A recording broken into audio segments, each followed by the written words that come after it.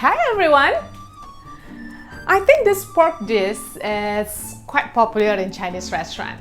When I visited Chinese restaurant, I quite often see this on the menu, and then I was thinking how to make it a simple way.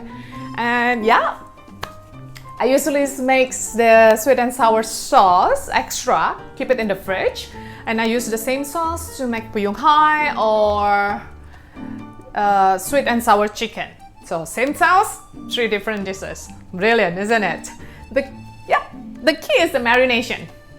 Marinate is pork at least 6 hours, or I usually do it overnight, and then you will get the tender and moist pork with simple stir-fry vegetable.